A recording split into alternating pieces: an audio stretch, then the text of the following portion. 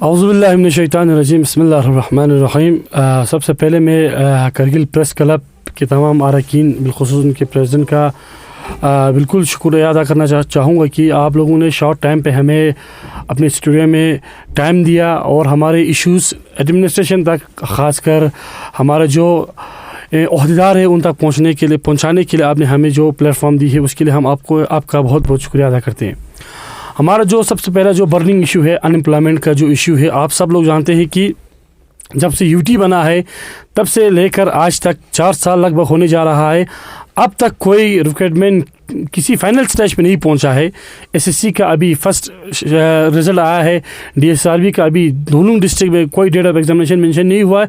उसके अलावा हमारा आज का जो मेन इशू है, जो डायरेक्टर स्कूल ऑफ एजुकेशन की तरफ से 2 दिन पहले एक ऑर्डर व्हाट्सएप पे सर्कुलर होता है कि जिसमें उन्होंने 78 साइंस टीचर्स को, जो टीचर 2016 या 2019 में जनरल लाइन टीचर के लिए सिलेक्शन होता है, उनको 2023 के जनवरी में लेक्चरर के पोस्ट पर अगेंस्ट द लेक्चरर पोस्ट पर उनको फिलअप करने के लिए, प्रमोट करने के लिए उनके verification documents verification concern universities को वो ऑर्डर दिया जाता है कि इनका डॉक्यूमेंट्स वेरिफिकेशन किया जाए। आप सब जानते हैं कि लेक्चरर का पोस्ट गेजेटेड पोस्ट है और गेजेटेड पोस्ट का अभी यूटी एडमिनिस्ट्रेशन में कोई रूल नहीं बना है, सिवाय एक डिपार्टमेंट के। आपका एक डिपार्टमेंट आरएनबी का बना है, अभी वो भी फाइनल स्टेज पे नहीं पहुंचा है। आरएनबी का एक रूल बना था, साहू साहब ने उसको शेयर किया था, उस पर फीडबैक कमेंट देने के लिए कहा था।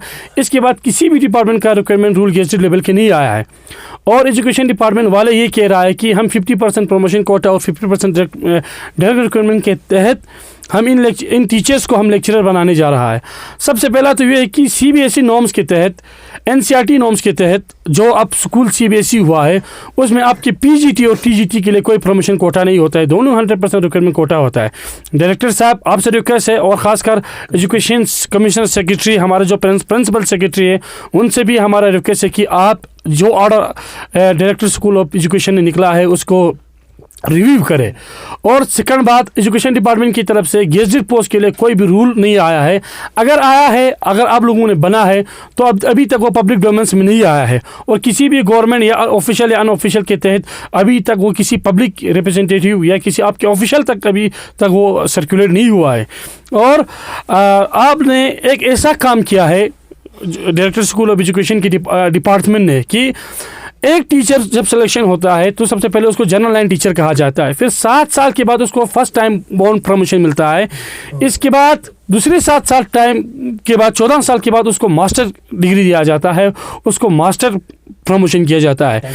फिर time bound promotion, 1-2 time bound promotion मिलने के बाद कम से कम 17-18 साल में अगेंस्ट द वीकेंड जो डिपार्टमेंटल प्रमोशन होता है उसमें जो कोटा है उस कोटे के तहत उसको लेक्चरशिप में लिया जाता है। लेकिन बदकिस्मती से यहाँ पे बाईपास करके 2016 में जिनको टीचर लगता है उनको 2023 में लेक्चरर बनाया जाता है।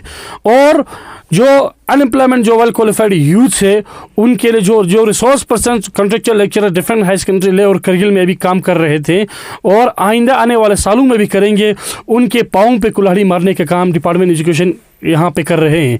और खासकर जो एजुकेशन डिपार्टमेंट्स ने इनको जिस ऑर्डर के तहत इनको डिप्यूट किया था अलग अलग हाई सेकेंडरीज पे, वो ऑर्डर जब प्रिंसिपल कमिश्नर सेक्रेटरी साहू हुआ करता था एजुकेशन डिपार्टमेंट का, उन्होंने 2019 में एक ऑर्डर निकाला था कि हाई सेकेंडरीज पे हम साइंस और मैथ्स के टीचर को हम डिप्यूट करेंगे, अगेंस्ट द पोस्ट डिप्यूट करेंगे उनको लेक्चरर्स।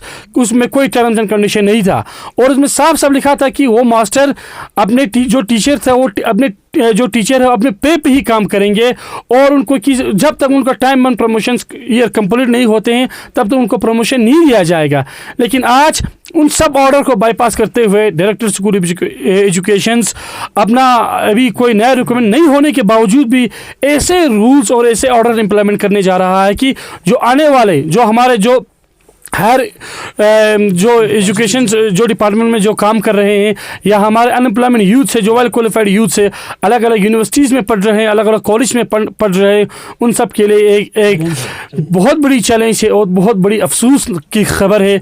अभी तक दोनों एडमिनिस्ट्रेशन लेह और करगिल सीसी दोनों ने इसके ऊपर कोई भी एक्शन नहीं उठाया है।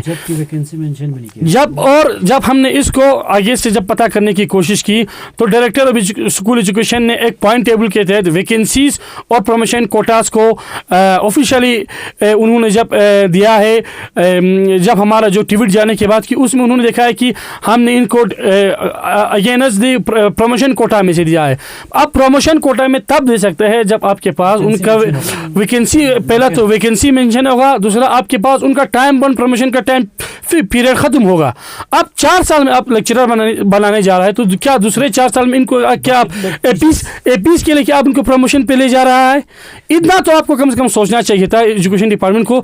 जिस टीचर को आप 4 साल में लेक्चरर बनाने जा रहा है, उस टीचर्स को क्या 4 साल में क्या आप हायर एजुकेशन में ले जाएंगे, यूनिवर्सिटीज में ले जाएंगे या कॉलेज में ले जाएंगे? बाकी टीचर्स क्लेम नहीं करेंगे 4 साल बाद? बाकी जो टीचर्स है जो पिछले 2011, 12 और 2006 में सिलेक्शन हुआ है, उनको जब पीजीटी ये टाइम बाउंड प्रमोशन नहीं मिल रहा है, तो ये सरकार जो इनको पुशअप कर रहे हैं, या ये लोग जो इसमें जो 78 नफर है, या ये लोग कोई बैकडोर तरीके से ऑर्डर ला रहा है।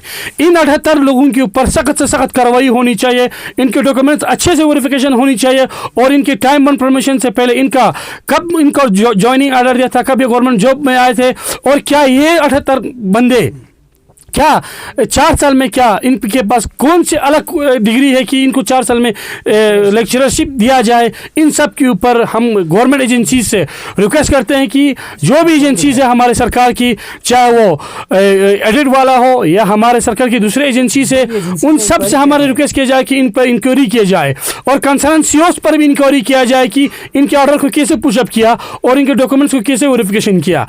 इनके ऊपर सख्त से सख्त कार्रवाई होनी चाहिए, और इनको जो फर्स्ट ऑर्डर दिया था उस ऑर्डर में क्या लिखा था और कल का जो ऑर्डर आया है उस ऑर्डर में क्या लिखा है, इन दोनों ऑर्डर के ऊपर सख्त से सख्त इन्वेस्टिगेशन होनी चाहिए। और किसके इशारे पे ये हो रहा है?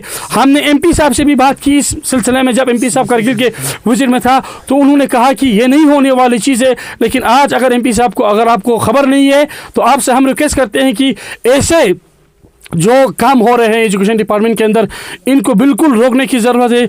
इनको जितनी भी हो सके ऐसे काम से, खासकर एक तो सीधी सी बात है, प्रमोटेड अगर आप ले जाएंगे और वेल क्वालिफाइड अगर पीएचसी अगर वो क्वालिफाई करके आते हैं, तो हम में से किसी को ऑब्जेक्शन नहीं है। हमारे मांग ये है कि जितने भी हो सके पीएचसी से क्वालिफाई होकर आना चाहिए। तो ज़्यादा वक्त न लेते हुए मैं आप लोगों के माध्यम के तहत खासकर डायरेक्टर स्कूल एजुकेशन को ये बात मैं उनसे पूछना चाहूँगा कि आपका पीएससी रिक्वायरमेंट रूल नहीं होने के बावजूद भी सबसे पहले आपने ये ऑर्डर कैसे निकला? दूसरी बात, आपने इन 78 जो साइंस की टीचर्स हैं, हाई स्कूल्स को डिफंक करके हमारे जो करगिल के हाई स्कूल्स और प्राइमरी मिडिल स्कूल के साइंस टीचर्स को आपने चुन के फार फ्लंग हाई सेकेंडरीज में इसको रखा है, और हाई स्कूल्स को आपने डिफंक करके हाई सेकेंडरीज को आपने अगेंस्ट द पोस्ट लेक्चरर्स को, टीचर्स को लेक्चरर बना के दिया है। दोनों वैकेंसीज पे ये एक टाइम पे ये 2 वैकेंसीज पे बैठे हुए हैं, इनको आपने कैसे रखा है? इनका हम आपके ब्लैक एंड व्हाइट में हम आपसे ऑर्डर चाहते हैं कि किस तरीके से आपने, किस ऑर्डर के तहत और कौन सी आपने रिक्वायरमेंट रूल के तहत आपने इसको इम्प्लीमेंट करने की कोशिश कर रहा है, और कब आपने अपना गेजेटेड के रिक्वायरमेंट रूल आपने सामने लाया है, और क्या आपका नए यूटी बनने के बाद आपका रिक्वायरमेंट रूल क्या है, ये पब्लिक डोमेन्स में आना चाहिए। और अगर आप 50% प्रमोशन और 50% कोटा रिक्वायरमेंट बोल रहा है, सीबीएसई के थ्रू आपके पास कोई भी हक नहीं बनता है कि आप किसी भी टीचर को लेक्चरर बनाया जाए। टीजीटी रूल पेपर वर्क तक नहीं रहेगा? टीजीटी और पीजीटी का 100% रिक्वायरमेंट है। आप सीबीएसई के नॉर्म्स पे अगर आपने स्कूलों को अगर आप चला रहा है, तो उसी नॉर्म्स पे टीजीटी और पीजीटी दोनों का रिक्वायरमेंट होनी चाहिए। यहाँ पे कोई भी प्रमोशन के हम खिलाफ है, इसलिए खिलाफ है क्योंकि स्कूल सब सीबीएसई में कन्वर्ट हुआ है और सीबीएसई नॉर्म्स इंप्लीमेंट होनी चाहिए। इसके अलावा हम कोई भी आपके ऑर्डर्स को हम फॉलो करने वाला नहीं है, और वक्त आने पर अदालत का दरवाज़ा हमारे खुला है, और हम अदालत में इस ऑर्डर को हम चैलेंज करने के लिए भी रेडी है। उससे पहले हमारे एडमिनिस्ट्रेशन से रिक्वेस्ट है कि आपसे कि आप इस ऑर्डर को रिवोक किया जाए, और उन टीचर्स को जब तक टाइम बाउंड प्रमोशन नहीं मिलता है उनको एज ए टीचर रखा जाए, और पीजीटी और टीजीटी का मसला हल करके 100% रिक्वायरमेंट करने की आप अपनी तरफ से अपना रिक्वायरमेंट रूल सामने लाए, और अनएम्प्लॉयमेंट यूथ को दर बदर की ठोकरें खाने से आप मेहरबानी दूर रखिए। जब अंदर से सारा पोस्ट फिलअप होगा तो सर अब ये देखा गया है कि यूटी गवर्नमेंट का ये दावा है ट्रांसपेरेंट है, कोई किसी किस्म का गड़बड़ नहीं है। 2019 के बाद बार बार एलजी से लेकर हर ऑफिसर यही दावा कर रहे हैं कि हमारे पास किसी किस्म की कोई गड़बड़ नहीं है। आपने अभी जो इल्ज़ाम लगाए, क्या इसमें आपने पेपर वर्क देखा, क्या आपने सारे ऑर्डर देखा, क्या उनसे आपने अप्रोच किया जो कंसर्न इनसे डायरेक्टर, उनसे क्या बात की इस बारे में? जिया साहब, आपका सवाल सही है। इन टीचर्स को 2016 में इनका सिलेक्शन हुआ था। 2018 और 19 में इनको against the post high secondary में डिप्यूट किया था। मैं वाहिद बंदा हूँ इनके खिलाफ। मैंने एप्लीकेशन लेके यहाँ से सेक्रेटरीट खुद एलजी साहब के पास गया था और एलजी साहब का ट्वीट भी है कि उन्होंने उस वक्त कमिश्नर सेक्रेटरी साहू हुआ करता था एजुकेशन का, उन्होंने साहू को ट्वीट में लिखा है कि इस ऑर्डर को रिव्यू किया जाए। फिर साहू साहब के पास जब मैंने ऑर्डर लेके उसका जो मेमोरेंडम लेके गया तो साहू साहब का साफ लफ्ज़ों में कहना था कि मुझे यहाँ पे किस तरीके से स्कूल एजुकेशन डिपार्टमेंट का पैसा बचाना है और किस तरीके से इन टीचरों से काम लेना है, मुझे इस तरीके से काम दिलाना है।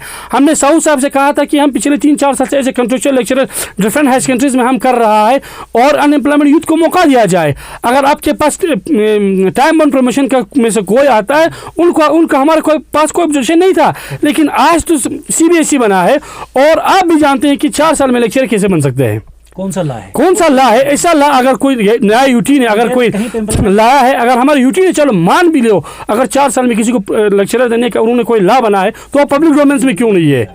अब अभी हमारा प्रिंसिपल एजुकेशन सेक्रेटरी है मिस्टर खीरवार, उनके भी नोटिस में होना चाहिए और उनसे भी हमारी रिक्वेस्ट है कि अगर ऐसा रूल है एजुकेशन डिपार्टमेंट में ही तो बाकी डिपार्टमेंट में क्यों नहीं है? पिछले साल जब एजुकेशन डिपार्टमेंट का 25 जूनियर असिस्टेंट का पोस्ट उन्होंने इलीगली प्रमोशन देके डीएसआरबी को देने के बाद ऑर्डर उन्होंने वापस लिया, जब वो मसला कोर्ट में पहुंचा तो बाद में मजबूरन उनको वो पोस्ट विड्रॉ करना पड़ा। तो ये आप ऑर्डर पब्लिक में लाए कि अगर आपके पास कोई रूल है। और एक बात मैं ऐड करना चाहूँगा, जो हमारा डीसी साहब और यूटी एडमिनिस्ट्रेशन का दावा है कि 10 लेवल के जो क्लास 4 के पोस्ट है वो उसके लिए हायर एजुकेशन बंदे क्वालिफाई नहीं कर सकते, तो आप हायर जो वेल क्वालिफाइड यूथ आप कहाँ ले जाना चाहते हैं? ऊपर से आप इस तरीके से 4 साल में प्रमोशन दे रहा है। दूसरी बात, आपने जो हमारा जेकेएस का होता था, जेकेपीएस होता, उसको भी आप हमारी यूटी एडमिनिस्ट्रेशन ने बंद किया। अब हम कहाँ जाए? क्लास 4 में आप बोलते हैं इसको नहीं जाए, क्लास 4 में भी हम नहीं बढ़ सकते हैं। और जो स्कूल एजुकेशन डिपार्टमेंट में जो इसमें हम कंट्रेक्चुअल लेक्चरर में काम कर रहा था उसमें भी हमें नहीं रख रहा है, और जो हमारा जेकेएस था उसमें भी हमें एलिजिबल नहीं रखा जा रहा है। और गेजेट रूल आपके पास है नहीं है अभी तक, आपने कोई गेजेट रूल आगे अभी तक लाया नहीं है और आप कह रहे हैं कि +2 के पोस्ट आप नहीं बढ़ सकते, +10 के आप पोस्ट नहीं बढ़ सकते हैं। और हद तो ये हो गई है, अगर इन जो 4 साल वाले टीचर्स को अगर लेक्चरर मिल सकते हैं तो आपको मैं 3-4 शवाहिद दूंगा। एक आपका Dras high secondary, Bimbar high secondary के क्लास 4 को उठा के द्रास हाई सेकेंडरी में टीचर की शॉर्टेज होने पर उसको लेक्चरर का काम उनको सौंपा गया। सांग को मिडिल स्कूल से उठा के सांग को हाई सेकेंडरीज में इंग्लिश के लिए उठाया गया और पश्चिम में फिजिक्स को उठाया गया। ऐसे 4-5 हाई सेकेंडरीज में क्लास 4 जो लेक्चरशिप के काम कर रहे हैं उनको भी प्रमोट किया जाए। वो भी तो पढ़ा रहा है, उनको क्यों प्रमोट नहीं कर रहा है? अब वो भी तो वही काम कर रहा है। अगर आपके रूल में अगर कोई ऐसा है तो उन क्लास 4 को भी जो लेक्चरर के काम कर रहा है उनको भी लेक्चरर बनाया जाए। और डीसी साहब से मैं रिक्वेस्ट करना चाहूँगा कि आपने कहा कि जो 10+2 और 10 की जो पोस्ट है उसमें कैंडिडेट नहीं बढ़ सकते, ये सब जुडिशरीज इशू है। मेरे तमाम कैंडिडेट से रिक्वेस्ट है कि आप क्लास 4 और 10+2 की जितने भी पोस्ट डीएसआरबी हो, एसएससी हो, उसका आप फिलअप किया जाए, आप अपने फॉर्म फिलअप करें। 3-4 महीने से पहले ये एग्ज़ाम होने वाला नहीं है, तब कोर्ट का मसला है। इंशाल्लाह उम्मीद है डबल बेंच में हमने इसको लिया है, बहुत जल्द हमारे ही फेवर में आएंगे। हमें यकीन है, हमारे अनएम्प्लॉयमेंट यूथ से ये रिक्वेस्ट है कि अब बार बार इसको इशू नहीं बना जाए। आप अपना फॉर्म भरे, सिलेक्शन होने के बाद हम फिर से कोर्ट में जाएंगे, जो सिलेक्शन होता है वो लिस्ट लेके हम सीधा कोर्ट का दरवाज़ा सुप्रीम कोर्ट में जाएंगे, फिर देखते हैं कि मसला कहाँ तक पहुँचते हैं। शुक्रिया। Thank you. For more updates, subscribe to our channel Kargil Today. Click the show links and enjoy watching the videos. Like us on Facebook and follow us on Instagram. Keep watching Kargil Today. Keep enjoying Kargil Today, the only voice of Kargil Ladakh.